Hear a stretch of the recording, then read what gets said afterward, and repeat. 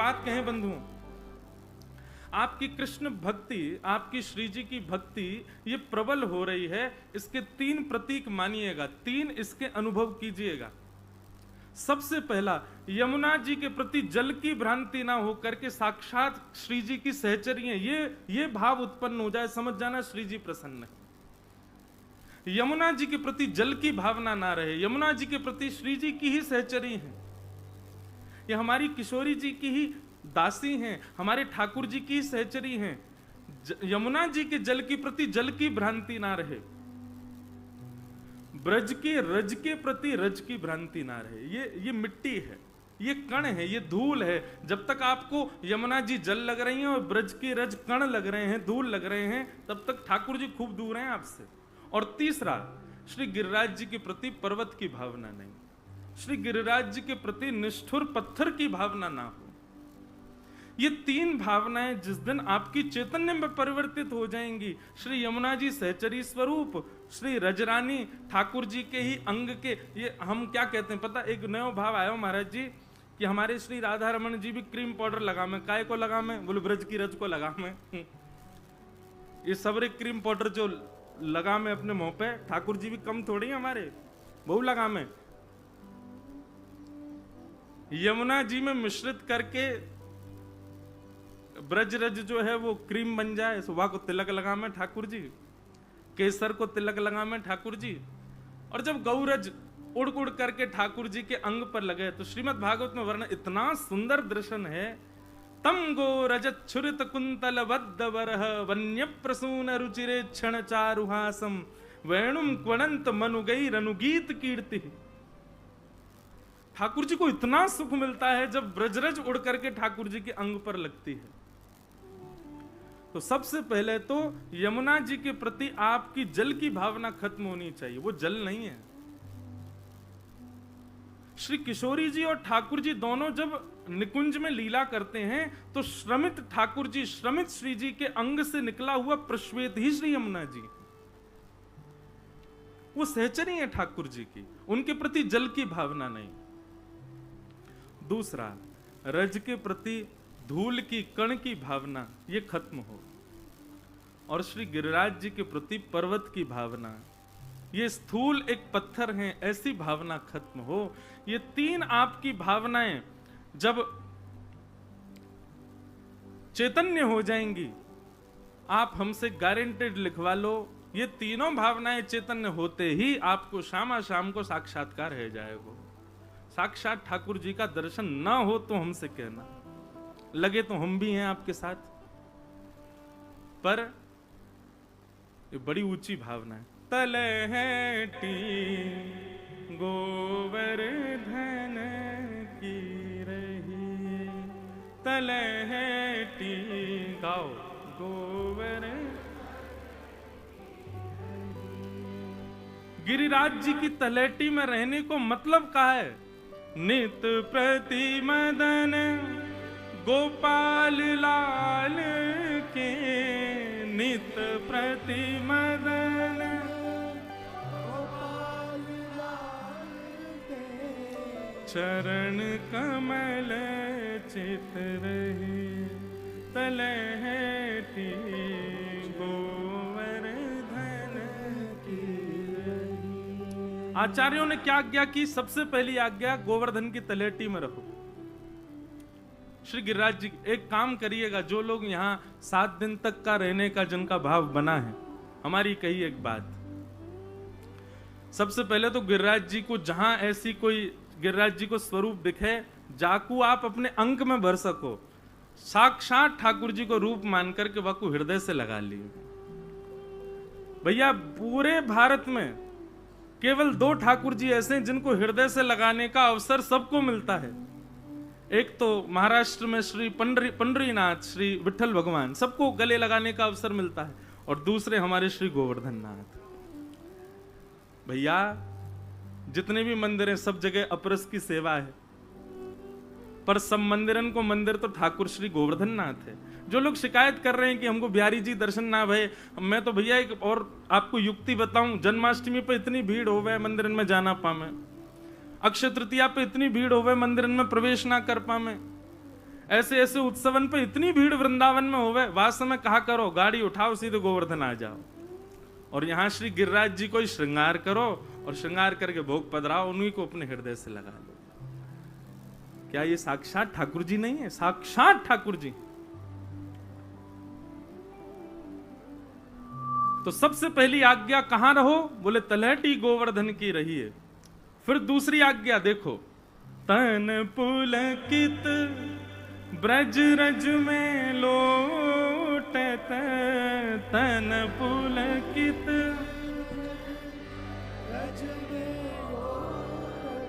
जो नाय गावेगो वाको अगले जन्म में ब्याना होएगो, या हमारे गाओ तन पुलकित ब्रज रज में लोटत, तन पुलकित ब्रज रज में लोटत। देखो महाराज जी ब्याह को भय समन को ब्याह करना यही हमारे गा रहे। श्री गोविंद कुंड में नहीं है तलहटी, गोविंद कुंड में नहीं। सबसे पहले तो गिरिराज जी में रहो, और दूसरी आज्ञा तन पुलकित ब्रज रज में लोटत। आपके अंग प्रत्यंग, आपके शरीर में जितने रोए कूप हैं उतने रोए कूपन में ब्रजरज जानी चाहिए। और फिर गोविंद कुंड में नहीं है। वृंदावन में हमारे ब्रजमंडल में जितने कुंड है ना, उन सबन में यमुना जी को ही जल है। स्रोत तो ब्रजमंडल में यमुना जी हैं। तो गोविंद कुंड में जाओ, चाहे आगे के और यहाँ पर आगे कई सारे कुंड हमारे गोवर्धन में हैं। ये सब कुंडन में जल तो श्री यमुना जी को ही है।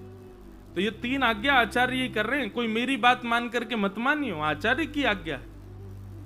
तलहटी गोवर्धन की रही, तलहटी गोवर्धन की रही। और फिर अंतिम आज्ञा।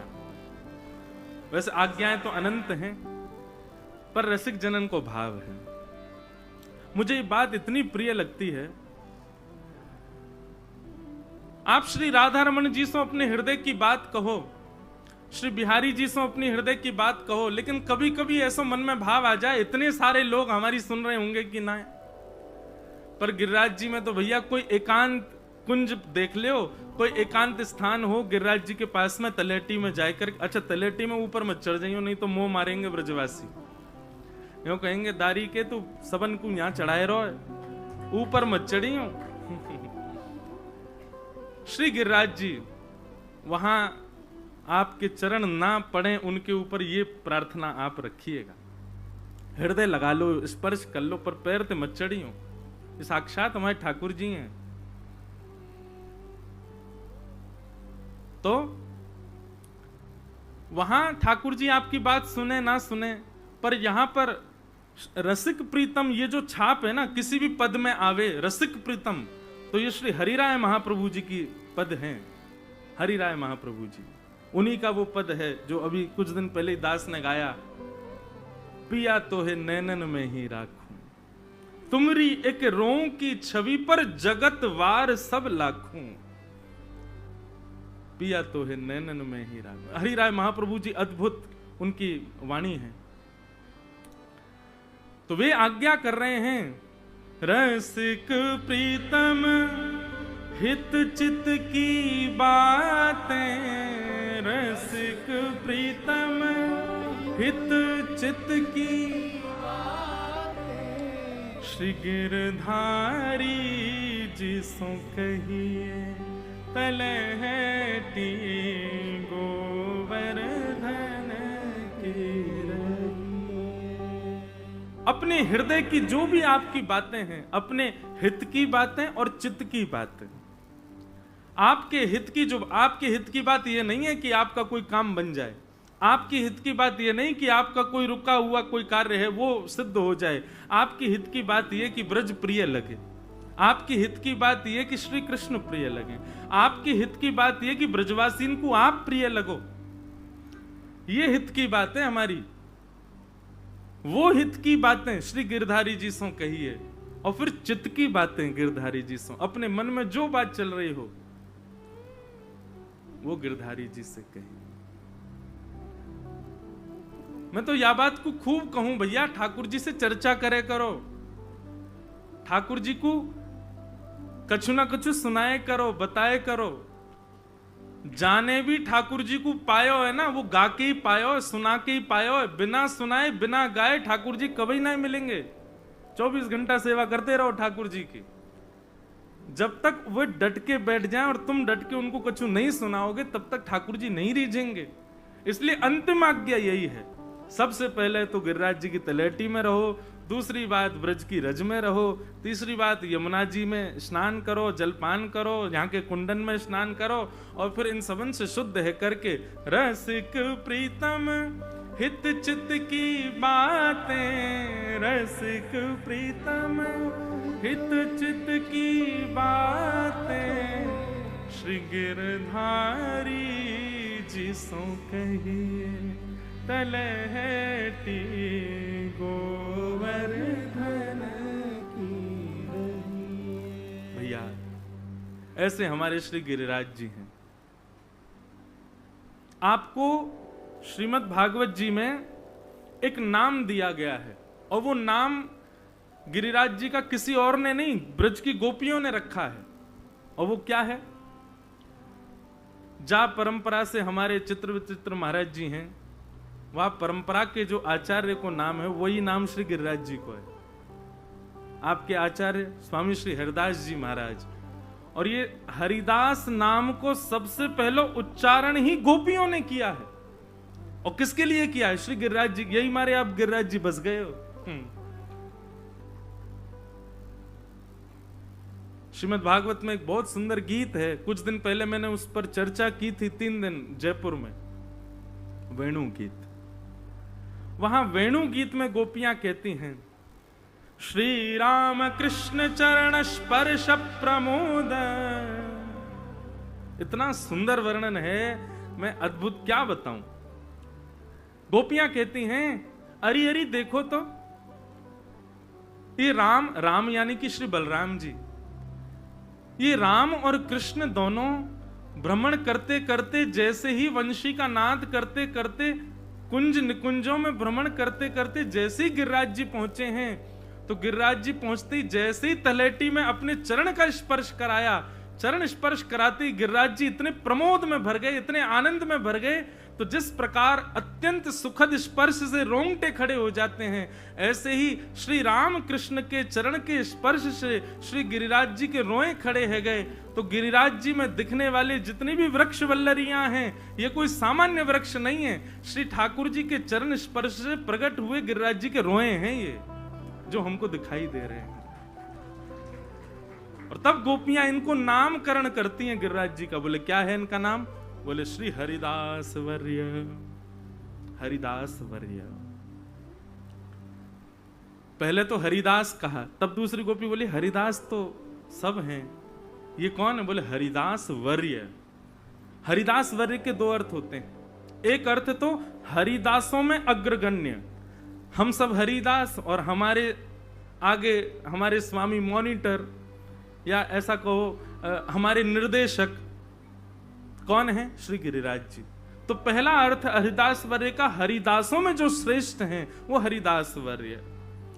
और दूसरा अर्थ हरिदास वर्य का क्या है? जो हरिदासों को हरिदास बनना सिखावे, वो श्री गिरिराज जी। मैंने कितनी कथाओं में निवेदन किया, और आज तो मैं खुल के निवेदन करूं, अब 7 दिन तक वो निवेदन ही करना है। भैया यदि वास्तव में जीवन में हरिदासत्व चाहते हो तो सबसे पहले गिरिराज जी की शरण ग्रहण करो। श्री गिरिराज जी की कृपा के बिना आप श्री ठाकुर जी और श्री जी के दास नहीं बन पाओगे। क्यों?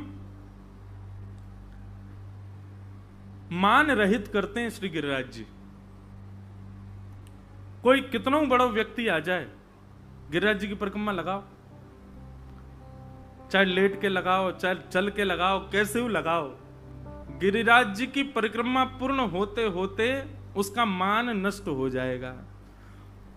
और मान नष्ट होने का प्रमाण क्या है? वो रोने लगेगा, हे गिरिराज बाबा जल्दी पूरी कराओ। अब कितनी और रह गई है, नेक और रह गई, बस बस। और मैं तो बहुत बड़ो आनंद ले चुका हूं यहाँ पे। 6 महीना में दंडवती पूरी करी मैंने, वो तो सबन ने पता है कैसे करी मैंने। वैसे लगे तो मुझे 16 दिना है, पर 10 दिना, फिर वाके बाद 6 महीना बाद फिर 6 दिन और, तो 16 दिना में पूरी भई दंडवती। श्री गिरिराज जी मान रहित करते हैं। नहीं तो आप देख लीजिएगा, किसी माननीय व्यक्ति को जिसको अपने शरीर का, स्वरूप का, ऐश्वर्य का, यश का, किसी भी रूप का मान हो, उसको गिरिराज जी लेके आओ, परिक्रमा लगवाओ। आधी परिक्रमा बाद ही नहीं महाराज बोल जाए,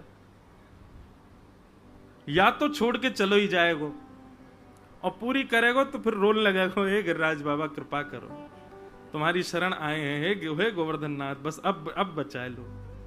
और अंतिम में जब 2-3 किलोमीटर रह जाते हैं, पूरी 20 किलोमीटर भारी ना पड़े, लेकिन विश्राम के जो 2-3 किलोमीटर, भैया कितनी दूर हो, बस ये आ गया, बस ये यहीं तो है। हम दंडवती लगाते तो दंडवती में हमारे एक पंडित जी हैं, वो यहीं घूम रहे होंगे, अच्छा वो बैठे, ये जतिपुरा के ही हैं। तो ये महाराज जी रहते बाइक पे, तो हम लोग रोज सोचते आज वहां तक लगाएंगे, और ये बात हमने निश्चित जानी कि आप जहां तक सोच लोगे वहां तक लगानी, वहां तक पहुंच ही नहीं पाओगे, चाहे वो स्थान 10 कदम दूरी पे ही क्यों ना हो। उससे पहले ही पहले गिरिराज जी कहें, गिरिराज जियों के अपने बल ते लगावेगो, तू अपनो बल लगावेगो, ले तो बातें पहले ही थका दूंगा मैं। यहां तो भैया भूल जाओ, मेरो कछु बल ही ना है, हे गोवर्धन नाथ आप कृपा करो, आप अनुग्रह करो। तो मान रहित करते हैं श्री गोवर्धन। और गोवर्धन का मतलब क्या है? गो यानी इंद्रियां। हमारे शरीर में जितनी इंद्रियां हैं उन सबको गो कहते हैं। उनका जो कृष्ण भक्ति में वर्धन करते हैं वो श्री गोवर्धन, ऐसे श्री गोवर्धन नाथ। तो उनकी शरण में हम लोग आए हैं, उनकी शरण में हम आप सब लोग बैठे हैं, ये हमारा परम सौभाग्य है। महाराज जी आज एक बात आई मन में, श्रीमद् भागवत की सबसे पहली कथा कहां हुई? तो आज तक हम एक ही स्थान का नाम कहते आए हैं। कई लोग नैमिषारण्य का नाम कहते हैं, कई लोग सुक्ताल का नाम कहते हैं, कई लोग हरिद्वार ऋषिकेश का नाम कहते हैं। परंतु इतनी बार ये कथा कही, आज ही मन में आया भागवत जी की सबसे पहली कथा श्री गोवर्धन में हुई, श्री गिरिराज जी में हुई। अब कैसे हुई ये प्रमाण सुनो। श्रीमद् भागवत के 2 महात्म्य हैं। एक महात्म्य तो हम सप्ताह में कहते ही हैं, पद्म पुराणोक्त महात्म्य, जहां पर धुंधुकारी की कथा आती है, जहां पर भक्ति ज्ञान वैराग्य की कथा आती है। श्रीमद् भागवत जी का दूसरा महात्म्य स्कंद पुराण में है, जहां पर ब्रज का वर्णन किया गया, ब्रज के भाव बताए गए। उस कथा में एक विषय आता है, बहुत ध्यान से सुनिएगा। भगवान के स्वधाम गमन के बाद भगवान के परपौत्र ब्रजनाभ वृंदावन आए। सबको पता है ये बात। ब्रज ठाकुर जी के प्रस्थान के बाद ब्रज जो था, वहां से सब गोपियां भी सब चले गए थे, यहां कोई नहीं था। ब्रजनाभ को भगवान की आज्ञा थी कि तुम हमारी पत्नियों को लेकर के जाओ, वृंदावन रहो। 16,100 पटरानियों को लेकर के ब्रजनाभ वृंदावन आए। तो जब वृंदावन आए तो वृंदावन में कोई था ही नहीं, केवल और केवल ब्रजा, ये लता गुल्म पत्र पुष्प, बस और कुछ नहीं। ब्रजनाभ और उनकी सब माताओं ने आकर के महल आदियों को व्यवस्थित किया। ब्रजनाभ सोचने लगे क्या करें। तब ब्रजनाभ ने इंद्रप्रस्थ यानी कि दिल्ली, वहां राजा कौन है? परीक्षित, जो कि भागवत के श्रोता हैं। परीक्षित जी को बुलाया। वो पांडवों के परपौत्र हैं, ये भगवान कृष्ण के परपौत्र, दोनों मित्र हैं। तो परीक्षित जी को बुला करके कहा कि परीक्षित आप बताओ क्या करें, यहां तो कोई है ही नहीं। भगवान ने आज्ञा की ब्रज में जाके रहो। तो बोले एक काम करो, अब यहां कोई प्रजा तो नहीं है, लेकिन तुम्हारे परदादा श्री कृष्ण की जन्मभूमि है, इसका जीर्णोद्धार करो। यहाँ रहते हुए इसको पुनर्निर्माण करवाओ, इसको ये सब अब व्यवस्थित कर जाओ, ताकि आगामी लोगों के लिए दर्शन का क्षेत्र बन जाएगा। तब परीक्षित और वज्रनाभ भ्रमण करते करते यमुना के तट पर पहुंचे। वहां उनको सांडिल्य मुनि मिले, भगवान के कुल पुरोहित। सांडिल्य मुनि से जाकर के उन्होंने आज्ञा ली। बहुत ध्यान से सुनिएगा। तब सांडिल्य मुनि ने उनको ब्रज का पूरा नक्शा बना करके दिया कि ये ब्रज है, ये यमुना जी हैं, यहां पर ये वन है, यहां पर ये वन है, यहां पर ये है, यहां पर ये है। तब वज्रनाभ, यहां पर स्पष्ट वर्णन है, वज्रनाभ जी ने आज्ञा ली, मैं सबसे पहले किस स्थान से प्रारंभ करूं। तब सांडिल्य मुनि ने आज्ञा करते हुए कहा, तुम सबसे पहले श्री गोवर्धन का जीर्णोद्धार करो। तो ब्रज में सबसे पहले कलिकाल में जिस स्थान को बसाया गया वो है श्री गोवर्धन। वज्रनाभ आए, आकर के गोवर्धन को व्यवस्थित किया। फिर धीरे धीरे उन्होंने आदि आदि स्थानों को व्यवस्थित किया। फिर वर्णन आता है कि उन्होंने ठाकुर जी की ही जन्मशिला से, जिस शिला पर भगवान का जन्म हुआ, ऐसा वर्णन आता है। वज्रनाभ जब कंस के महल में पहुंचे, पूरा खंडर था, लेकिन एक जगह से चंदन की सुगंधी आ रही थी। तो जैसे ही ढूंढते ढूंढते पहुंचे तो उस कारागृह में पहुंचे जहां देवकी और वसुदेव बंधी थे। सब जगह काई लग गई थी, सब जगह बेल चढ़ी हुई है, सब जगह धूल लगी है, लेकिन एक शिला वो ऐसी लग रही है मानो अभी किसी ने पंचामृत अभिषेक किया हो। वे समझ गए कि ये वही शिला है जिस पर हमारे पितामह, हमारे परदादा श्री कृष्ण का प्रादुर्भाव हुआ, अत्यंत सुगंधित। तब उसी शिला से उन्होंने ठाकुर जी के कुछ विग्रहों का निर्माण किया, जिसमें श्री गोविंद देव प्रभु, श्री गोपीनाथ जी और श्री मदन मोहन जी, ये तीन ठाकुर विराजमान हुए। वैसे वर्णन तो आता है कि आप लोग जब कृष्ण जन्मभूमि दर्शन करने जाएंगे तो जन्मभूमि के पास में श्री केशव देव जी का मंदिर है। वो केशव देव जी भी वज्रनाभ के द्वारा विराजमान किए गए। हमारे ब्रज का एक बड़ा पुराना कीर्तन, उसमें वर्णन भी आता है, जय जय राधे कृष्ण राधे गोविंद, केशव जी कल्याण गिरधरण छबीले लाल, केशव जी कल्याण गिरधरण छबीले लाल, मदन मोहन श्री वृंदावन चंद, मदन मोहन श्री वृंदावन चंद, जय जय राधे कृष्ण राधे गोविंद। तो मदन मोहन जी, गोपीनाथ जी और श्री गोविंद देव जी, ये तीन स्वरूप भी बनवाए। फिर थोड़ा समय व्यतीत हो गया, तीनों भूमिगत हो गए। फिर रूप गोस्वामी, सनातन गोस्वामी और मधु पंडित, ये तीनों आकर के भजन किए और इन तीनों ने इन तीनों स्वरूपों को पुनर्प्रकट किया वृंदावन में। हम लोग सप्तनिधि के पद में गाते हैं। तो जीर्णोद्धार होने लगा ब्रजमंडल का।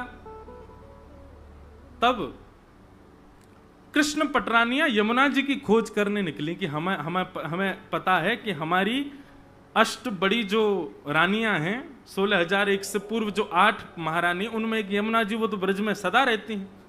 तो ढूंढते ढूंढते जब वे यमुना के तट पर पहुंची और श्री यमुना जी को प्रसन्न मुद्रा में बहते हुए जब उन्होंने देखा तो उनको शोक भी हुआ और प्रसन्नता भी हुई। तो प्रसन्नता क्यों हुई कि देखो हमारी बड़ी बहन मिल गई, लेकिन शोक इस बात का कि देखो हमको तो कृष्ण का इतना विरह है और ये बड़ी प्रसन्नता में बह रही हैं। तो 16,100 रानियों ने यमुना जी से प्रार्थना की, आप इतनी प्रसन्न क्यों हो? आपको कृष्ण के जाने का विरह नहीं? आपको हमारे स्वामी के लीला विश्राम का विरह नहीं हो रहा? तुरंत श्री यमुना जी प्रकट हो गए और प्रकट होकर के बोले, विरह होना स्वाभाविक है, पर मुझे एक ऐसी पूंजी प्राप्त है जिससे मुझे विरह नहीं हो रहा है। 16,100 रानियों ने कहा, हमको भी बता दो क्या है ऐसा तुम्हारे पास जिससे तुमको विरह नहीं होता। तब कालिंदुर्वाच आत्मा रामस्य कृष्णस्य ध्रुवमात्मास्ति राधिका तस्य दास प्रभावेण विरहोस्मान् संस्पृशेत्। बोले हमारी आत्मा श्री कृष्ण है, तुम्हारी आत्मा श्री कृष्ण है, पर श्री कृष्ण की आत्मा तो श्री राधिका रानी है। तस्य दास प्रभावेण, उन राधिका जी के दासत्व का यह प्रभाव है कि विरहोस्मान न संस्पृशेत, मुझे विरह नहीं होता।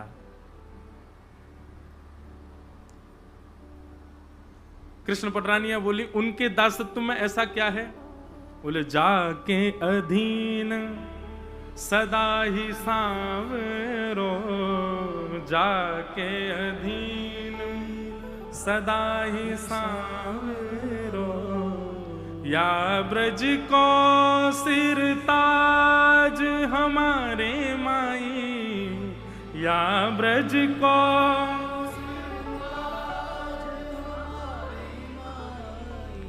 श्यामा जू को राज हमारे माई, श्यामा जू को जाके अधीन सदा ही सांवरो, या ब्रज को सिर ताज हमारे माई श्यामा जू को राज। श्री विठ्ठल विपुल विहारिण केवल, ज्यों जलधर सो गाज हमारे माई श्यामा जू को राज। इतना सुंदर इसका मुझसे किसी ने अर्थ पूछा कि विठ्ठल विपुल विहारिण केवल जो जलधर सो गाज। मैं बद्रीनाथ जा रहा था और महाराज जी मैं पूरे रास्ता यही सोचता रहा इसका अर्थ क्या है, इसका अर्थ क्या है? जो जलधर सो गाज। और जब बद्रीनाथ पहुंचा ना तब भाव समझ में आया।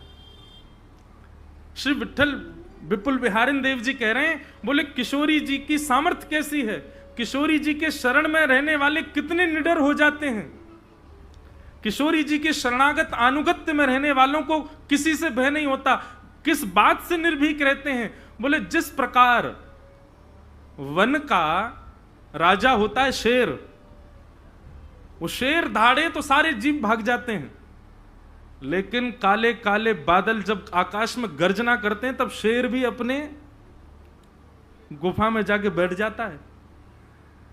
बोले भैया काम क्रोध लोभ मोह ईर्षा द्वेष अभिनिवेश अहंता ममता चिंता ये हमारे जीवन रूपी जंगल के शेर हैं। जब काम धाड़ मारता है हम लोग डर जाते हैं, जब क्रोध धाड़ मारता है हम लोग भयभीत हो जाते हैं, लेकिन ये काम क्रोध लोभ मोह ये सारे शेर, इन पर जब हमारी श्री जी के पैरन की नूपुर की झनकार ये सुनाई देवे तो ये सबरे अपने बिलन में घुस जाएं। विठ्ठल विपुल विहारिण केवल जो जलधर सो गाज। जैसे जलधर गर्जना करता है, जलधर माने बादल, उसकी गर्जना सुन करके शेर भी अपने बिलों में, अपने उसको बिल थोड़ी होता क्या होता है उसका गुफा होती है लेकिन भैया किशोरी जी की कृपा जाके ऊपर है, वाके लैया तो शेर बिलन में ही घुस जाए अपने।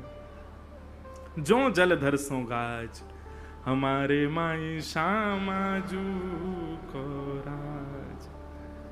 ऐसी किशोरी जी, यमुना जी कहती हैं, बोले कि उन किशोरी जी की शरण में जाओ, उन किशोरी जी की शरण में चले जाओगे तुमको विरह नहीं होगा।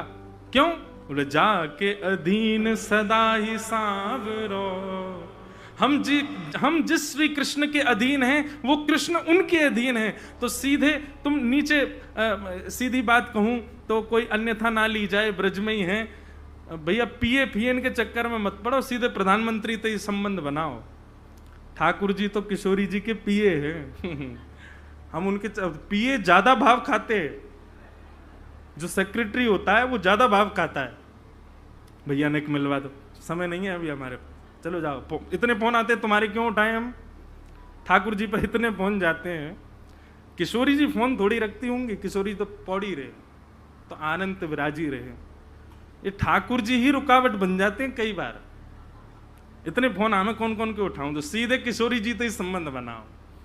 और भैया किशोरी जी किशोरी जी के आनुगत्य के लिए ब्रजवासीन को प्रसन्न रखो, वैष्णवन को प्रसन्न रखो, संत जनन को प्रसन्न रखो, ब्रजरज को खूब आनंद से ब्रजरज की सेवा करो, गिरिराज जी की सेवा करो, यमुना जी की सेवा करो। इन सब की सेवा से श्री जी प्रसन्न हो जाएंगे, और श्री जी प्रसन्न है गई तो ठाकुर जी पे फिर और कोई चारा नहीं है। उनको हमसे प्रसन्न होना ही पड़ेगा, उनको हमसे सुख लेना ही पड़ेगा। तो श्री यमुना जी कहती हैं कि जाओ, किशोरी जी की शरण में जाओ। पर जैसे ही कृष्ण पटरानियां किशोरी जी की शरण लेने लगी, तुरंत यमुना जी कहती अभी रुको, एक काम तुमको करना है। क्या? किशोरी जी की सेवा में कहीं अपराध ना बन जाए, उसके पहले एक बार भागवत की कथा सुनो। तो कृष्ण पटरानियां कहती हमको कौन सुनाएगा कथा? बोले अरे ब्रजमंडल में ठाकुर जी का यश गावे वारे छुपे छुपे बैठे रहे। यमुना जी से आज्ञा ली, बोले कि आप आज्ञा करो। कहां है, कौन है? तब यमुना जी और सांडिल मुनि दोनों आज्ञा, वहां सांडिल मुनि बज्रनाभ को आज्ञा करते हैं और यमुना जी यहां कृष्ण पटरानियों को आज्ञा करती हैं कि श्री गोवर्धन में कुसुम सरोवर है, और वहां कुसुम सरोवर के लता गुल्म पत्रों में श्री उद्धव जी महाराज बैठे। कृष्ण पटरानियां बोली उद्धव जी तो बद्रीनाथ चले गए। बोले उद्धव जी का देह बद्रीनाथ में है, उद्धव जी के प्राण तो श्री ब्रजमंडल में ही हैं। क्यों? जब उद्धव जी वृंदावन गए तो उन्होंने मांगा है, आशा महो चरण रेणुज श्याम हम श्याम वृंदावने किमपि गुलमलतोषधीनाम। उद्धव जी ने मांगा है भगवान से। क्या? हे विधाता, यदि तुम मेरी भक्ति से, मेरे भाव से, मेरे ज्ञान से, मेरे वैराग्य से, मेरे किसी भी उपाय से थोड़े भी प्रसन्न हो, तो उस थोड़ी प्रसन्नता का एक फल मुझको दे दो। क्या? कि मुझे वृंदावन वास मिल जाए, और वृंदावन में कोई मुझे इंसान मत बनाइए। तो क्या बनना है वृंदावन में? बोले वृंदावने किमपि गुलमलतौषधीनाम, वृंदावन में कोई छोटा सा पौधा बनाओ, बड़ा वृक्ष भी नहीं कहा है, छोटा पौधा बना दो। क्यों? बोले जब जब ब्यार चलेगी, जब जब हवा चलेगी, इन ब्रजवासीन की चरण रज उड़ उड़ करके मुंह को सुनाई देगी, वही में मेरो सुख रहेगो। ये वरदान मुझे चाहिए।